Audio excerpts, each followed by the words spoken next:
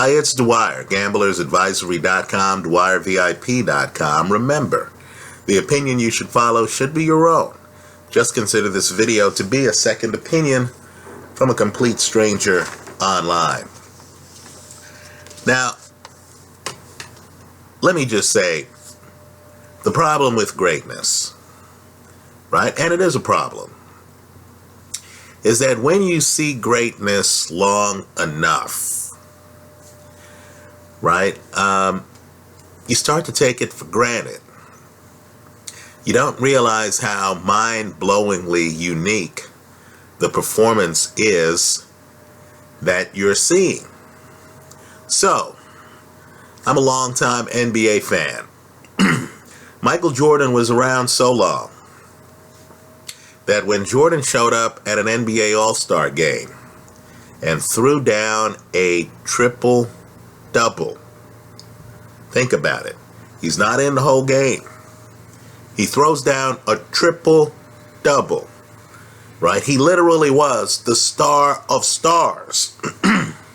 The voters somehow looking at that performance, right? All-Star game, Jordan's a guard. What's he doing getting double digits in rebounds, right? I'm serious. As I watched Jordan in that All-Star game, my jaw was just dropped. It was astonishing to realize how good Jordan was. So then at the end of the game, they announced that the MVP of that All-Star game, look it up, was Glenn Rice, not Jordan. In other words, one of the best performances I've ever seen in a sport. The guy wasn't even recognized as being the most valuable player in the game, right? Well, Jordan got taken for granted to the point where younger guys, Harold Miner in particular, we saw Miner throw down some dunks, and they gave Miner the nickname Baby Jordan, right? But of course, Miner didn't average 30 points a game, not even for that season, right? Jordan did for his career. And Miner, let's just say, couldn't approach Jordan defensively, which was a big part of Jordan's game. Let's remember, I believe it's 1988, Jordan is a defensive player of the year.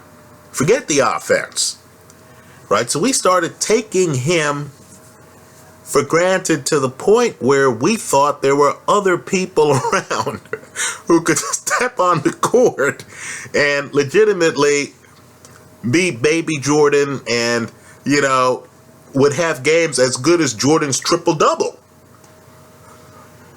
right? Would be a more valuable player than Jordan. Well, I'm sure if we hang around long enough, we're going to hear about the next LeBron James, right? We're going to hear about the next Steph Curry. We're going to forget how unique these players are. Now, in the United Kingdom, you know, you have a heavyweight, and I know I've read the comments. People here online are saying Dwyer needs to stop being a manservant of Tyson Fury.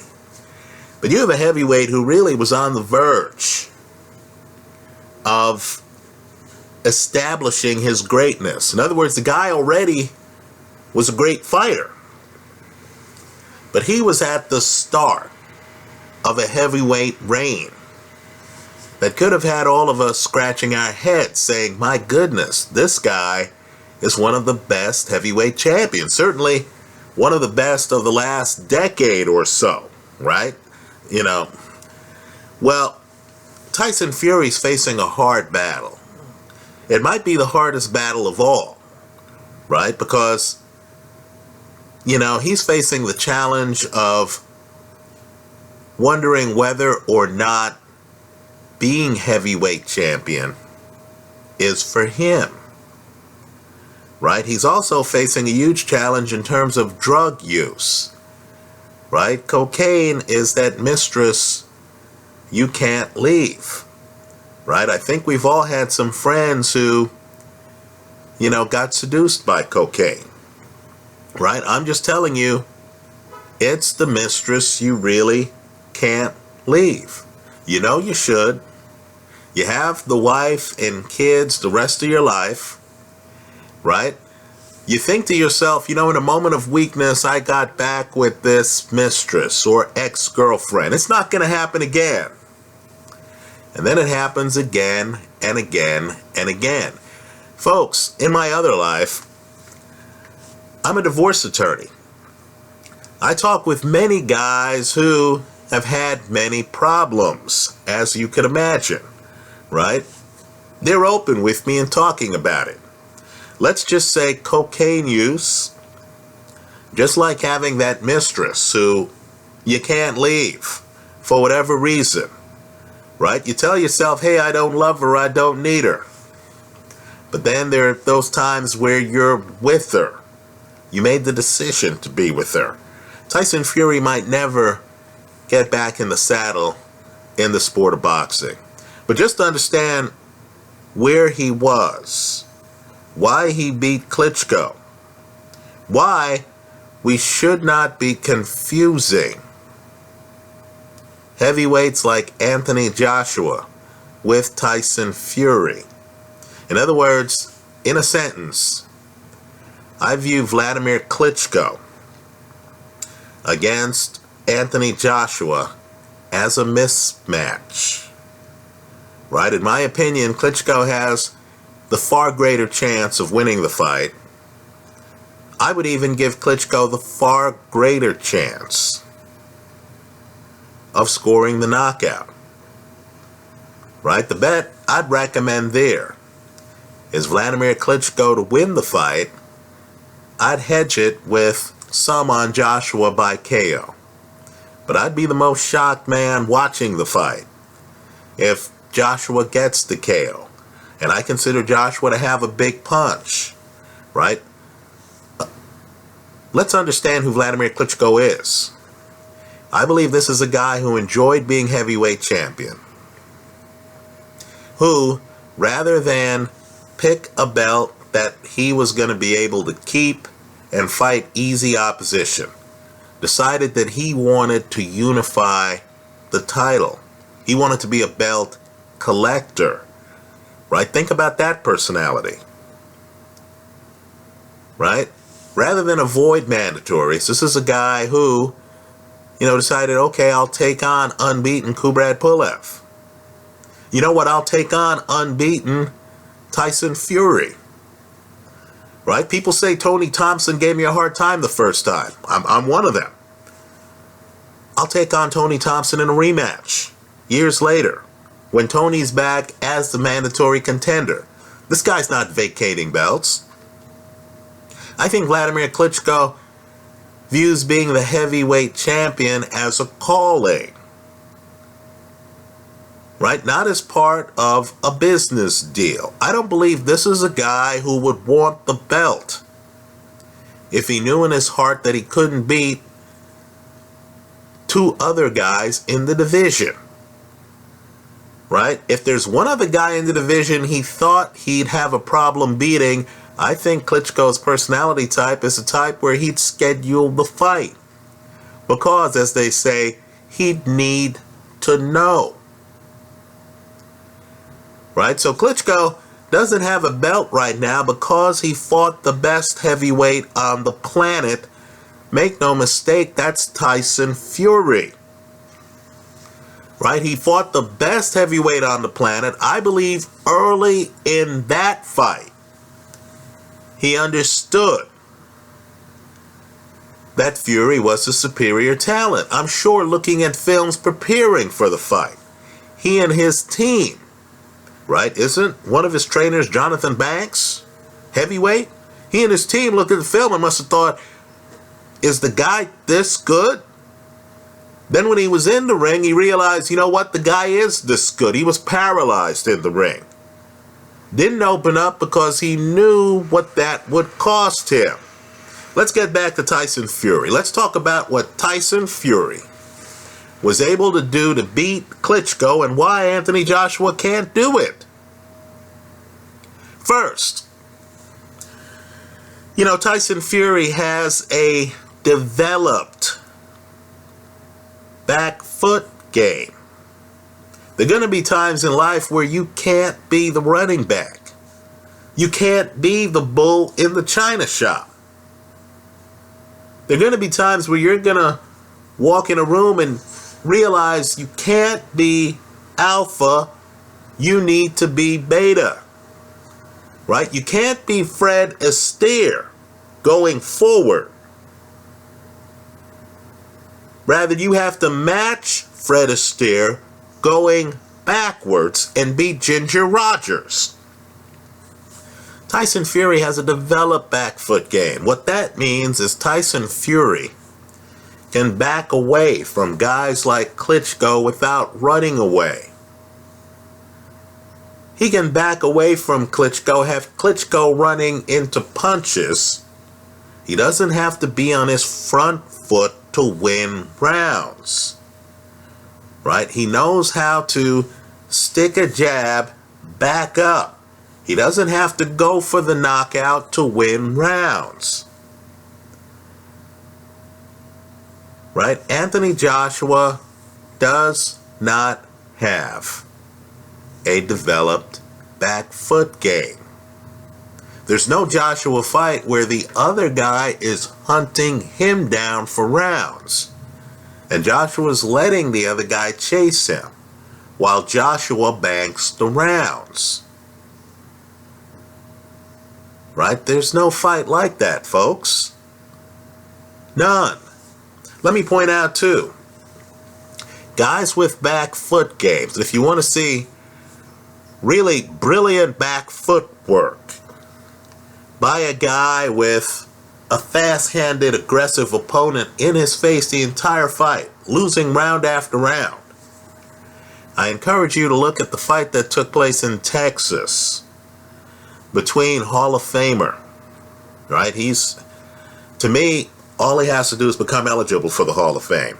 Hall of Famer Juan Manuel Marquez and his opponent, Manny Pacquiao, right? In a fight that, curiously, they gave to the opponent, right? Let's just say Marquez is backing away in the fight, and as he backs away, he's setting traps where, as Manny Pacquiao comes forward, Marquez is landing flush punches. Right? That series culminates the next fight, where, again, Marquez is backing away. He's off at the side of the ropes. Pacquiao jumps into a right hand. Now, Tyson Fury is the kind of guy who can have you jumping into punches, beating yourself. Right? Let's go further. Fury had gone the distance in multiple fights before fighting Klitschko, so he knew he could be on his back foot the entire fight if he needed to be. He knew that. Right? Against a big puncher like Wladimir Klitschko, you need to be on alert every minute of every round. Klitschko can finish you at any time. You can't fall asleep at the wheel. You just can't. Now, Anthony Joshua, at least according to my notes, has no experience in the 9th, 10th, 11th, or 12th rounds. Folks, we call those rounds the championship rounds. If I'm fighting a Wladimir Klitschko, big puncher, look at the Kubrat Pulev fight, big puncher. If I have any doubt on my ability to continue on into the 9th, 10th, 11th, and 12th rounds, the last third of the fight, isn't that going to impact my strategy over the first 8 rounds? A Tyson Fury knew, look, me on my back foot, I could do this all night. I could do this for 12 rounds. So Wladimir Klitschko couldn't wait him out. This wasn't a scene where you're there and you're saying, okay, the guy has a lot of energy early. I'm going to wait him out. You can't wait out Tyson Fury. I think Klitschko knows he can wait out Anthony Joshua.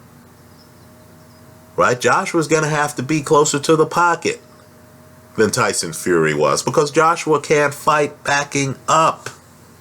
Right? He's not James Toney. He's not Ray Robinson. He's not Tyson Fury. He's not Terrence Crawford. He's not James DeGale. Right? Maybe he develops into these fighters. He's not there today. We're talking about a fight that might be his next fight.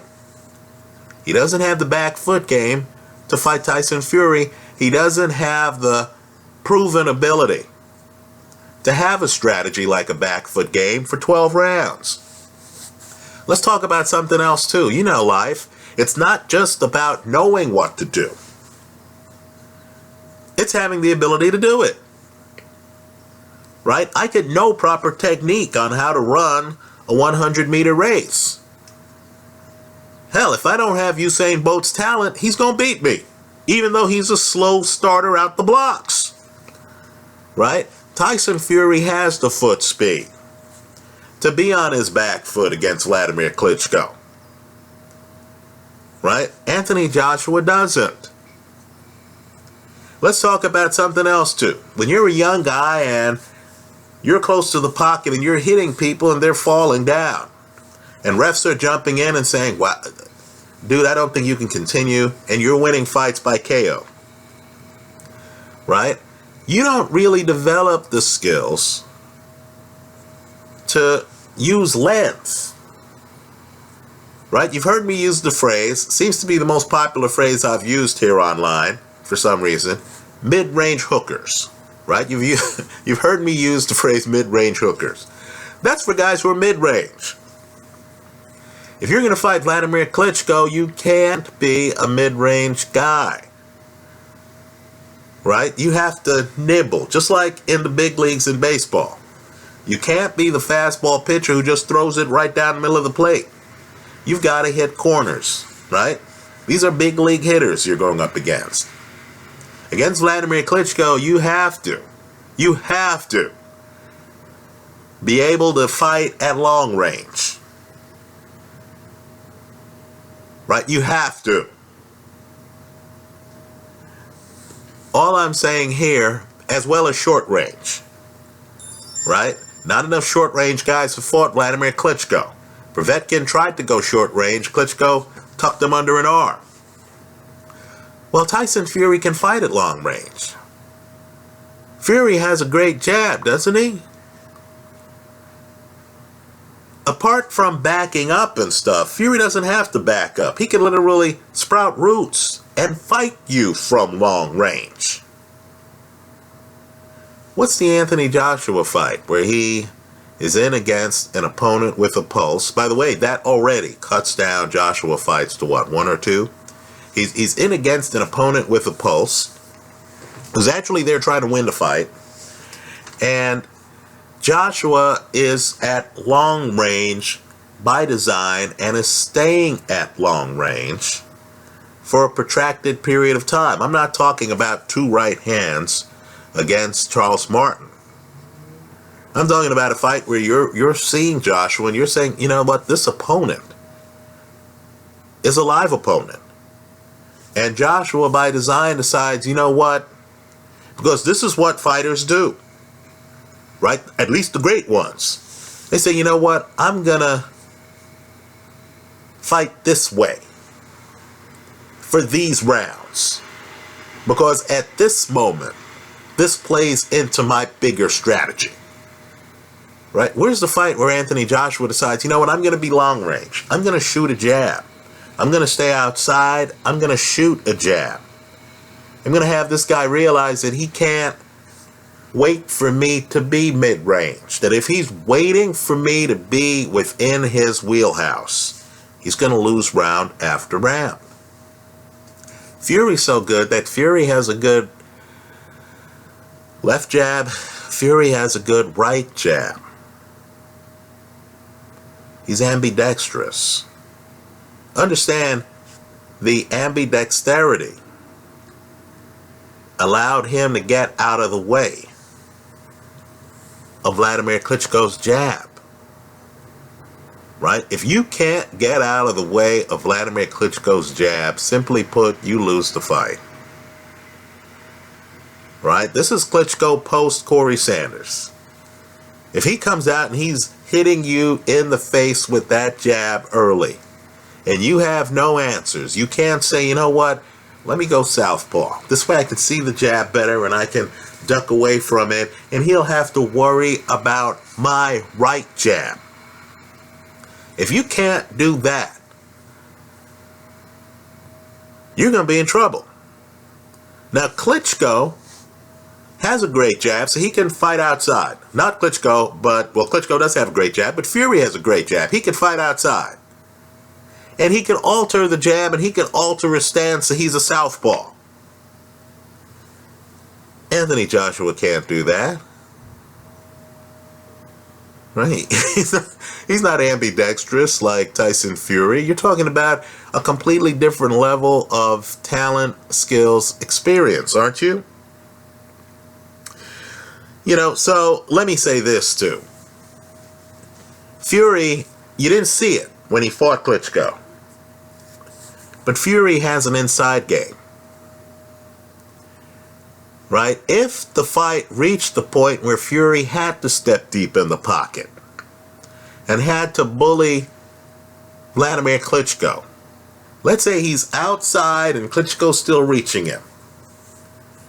Right? So there comes a time where he decides he needs to be inside for whatever reason. Or let's say he lands a body shot, Klitschko flinches a bit, he says, you know what, I can do more work to the body inside. Tyson Fury could fight small. He could come inside. He had a better inside game than Wladimir Klitschko. I think both guys knew that.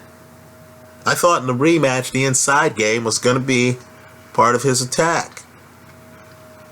Right? Anthony Joshua can't stay deep in the pocket for a long period of time, like Tyson Fury did against Derek Chisora. There's no threat of that. Right? Understand, when you're a tall guy like Anthony Joshua, you're going to have to get through the Klitschko jab. Then you're going to have to find a way to get inside without having your body exposed. One of the hardest things to do in boxing is to fight inside. Right? Because you bully your way in, and guess what? The other guy is throwing hooks to your body. The other guy might be prepared for uppercuts to hurt you. You need to come in a way where you're not subject to an uppercut. Right? You have a shoulder in the middle of the other guy's body. Right? Your head's off at the side. You're able to hold one of his hands while keeping a hand free. Tyson Fury has those skills. Anthony Joshua doesn't. So I believe what's going on here, a bunch of people have said, who wins? Klitschko, Joshua? Guys, you're kidding, right? Look at the guys Klitschko has beaten. Right? Klitschko was champ for years. He's beaten years of mandatory contenders. I consider Kubrat Pulev to still be one of the most dangerous heavyweights out there. I consider Alexander Povetkin to be, today, one of the most dangerous heavyweights out there. Right? Klitschko, been there, done that. He beat both guys. Think about it. I consider David Haye to be one of the more dangerous heavyweights out there. Wladimir Klitschko has been there, done that. Now who has Anthony Joshua fought who's as good as any of the three opponents I've just named, against whom Wladimir Klitschko is 3-0? Who's the David Haye level fighter that Joshua's fought? Who's the Kubrat Pulev level fighter Joshua's fought? Who's the Povetkin level fighter Joshua has fought? Let me say this too, and I know older people understand where I'm coming from. You show me the guy who has never lost, right? You show me the guy who hasn't faced challenges, who hasn't faced adversity, who's lived a picture-perfect life, right? And I'll show you a guy who I don't think is experienced enough, because failure is part of life. One of the things I like about Tyson Fury is that I suspected for a while here, I think longtime subscribers know this, that Tyson Fury was facing some mental health challenges. Right? That Tyson Fury, I'm someone who spent years of my life around some folks who've had some mental health challenges, right? I thought Tyson Fury had beaten the odds. I thought he was the outsider who believed in himself enough where he signs to fight David Haye not once but twice, right? I thought Tyson Fury was a guy who was overcoming his challenges. I think the secret to Michael Jordan is that Jordan, as a freshman, tried out for his high school basketball team and didn't make the cut. He had a chip on his shoulder, right? LeBron James makes the NBA Finals the first time, gets swept in 4 games. Swept. Shaquille O'Neal, same thing. Right? Wladimir Klitschko has lost some fights. His own brother told him, look, you might not have the chin for the sport. Right? He changed trainers. He reworked his style. He's in the ring knowing he can lose. Knowing he can lose. And he's developed certain tools. This great jab, he always had a great jab. But he went through years where he didn't use it. Right? Look at how he fights Corey Sanders. His head's leaned over his shoulder. He's ready to fight. And you're thinking, whoa, player, if you have a Larry Holmes level jab, don't you take out your best tools? Who shows up at the job and says, hey, I'm gonna leave my wrench home. I'm gonna leave my favorite tools home. Right? You don't do that. So Wladimir Klitschko is coming from it from a different place than Anthony Joshua. Wladimir Klitschko has lived. Right? Anthony Joshua, it's theoretical. He might believe he's Mike Tyson. Right? He might believe he's different than all the other heavyweights, that he's special, that he can't lose. Lord knows I've seen it before. Julian Jackson, before he fights Mike Bacala. Right? Felix Trinidad, before he fights Bernard Hopkins. Right? Mike Tyson, before he fights Buster Douglas. Right? These guys, they don't have to develop off-speed pitches.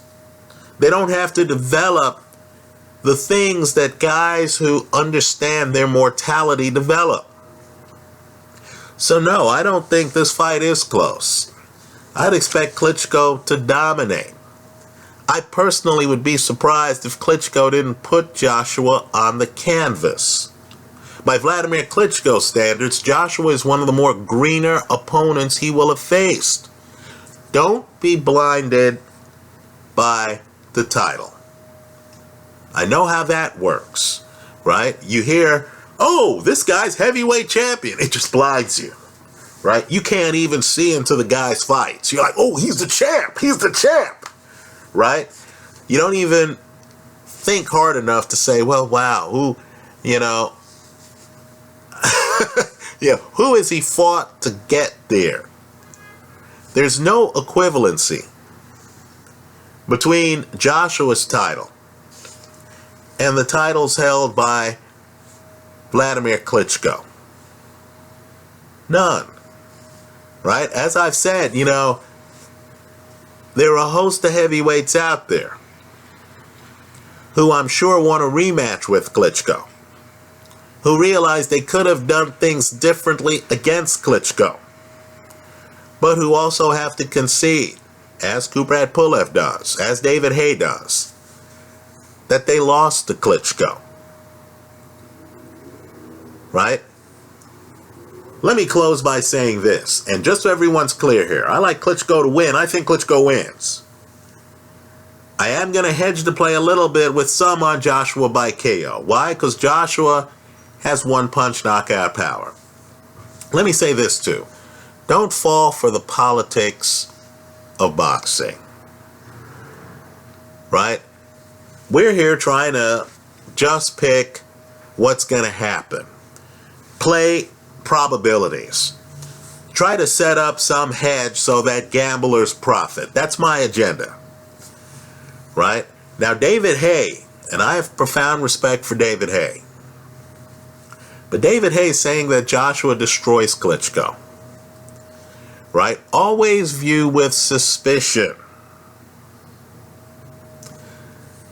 the opinions of fighters who have lost already to one of the fighters. Right? Guys hold grudges. David Haye talks about how he was supposed to enter the ring one way when he was going to fight Wladimir Klitschko, and instead in the rain they had him go through the crowd and stuff like that. David Haye strikes me as a guy who is not satisfied with the way things turned out in his fight against Wladimir Klitschko. Right? If you wouldn't want the guy as the referee of the fight, if you feel David Haye might be a little bit biased, were he the referee of Klitschko Joshua, then why would you go by his opinion on the fight? Right? If you're going to go by the opinion of someone who's biased, why not go by the trainer's opinion? Right? Why not go to Jonathan Banks and say, hey, who's going to win this fight? Let me also say, too, boxers understand they have constituencies. Right? You know the way it is. The United Kingdom's a proud country. Anthony Joshua's a UK Olympic gold medalist who has gone on to be an unbeaten heavyweight champion. I think it's easy for a British boxer to say, you know what? I think the British fighter is going to win this fight. Right? Let's face it. Wladimir Klitschko is the guy from out of town. He's the guy from out of the country. So of course, in my opinion, a lot of British fighters are going to say, oh, I think Anthony Joshua can do it. Right? People have a lot of friends in boxing. Sometimes you look at a promoter, Eddie Hearn or whoever, and you say, you know, Eddie Hearn's a nice guy. I want to see his outfit be successful. I want this fight to be a financial success. Let me support Eddie Hearn's fighter. Right? Well, understand here we don't play that. Right? With all due respect to the United Kingdom, hey, you're a fine country and stuff like that. Look, man, there are going to be times where you have to acknowledge that the fighter visiting the UK has the upper hand in the fight. I think Klitschko has the upper hand. I think this is a seasoned former heavyweight champion who, quite frankly, knows more about the sport of boxing, has lived more of the sport of boxing, has developed skills, great jab, spectacular left hook, the ability to keep you outside. The fight doesn't start until you get by Wladimir Klitschko's jab. Right? The weakness, Klitschko inside, guess what? He's probably better inside than Anthony Joshua. Right? Young guys spar with you and then think that they own you. While in sparring, you're there thinking about not how you'd fight the regular fight. You're fooling around with plan D and plan E and plan F, trying to add to your repertoire. So I'm aware that they spar. Right? I'm also aware that Anthony Joshua is green compared to Wladimir Klitschko, who's fought several guys better than him. Right? All titles aren't created equally. I would say that Klitschko's titles, right, which he earned the hard way fighting real fights, right, give him the edge here. I like Klitschko to win. I'll throw some on Joshua by KO. But in my opinion, the most likely outcome of this fight, if I had to only bet on one scenario, one, would be Klitschko by stoppage. That's how I see it. Let me hear from you. I hope you leave your comments in the comment section to this video. Thanks for stopping by.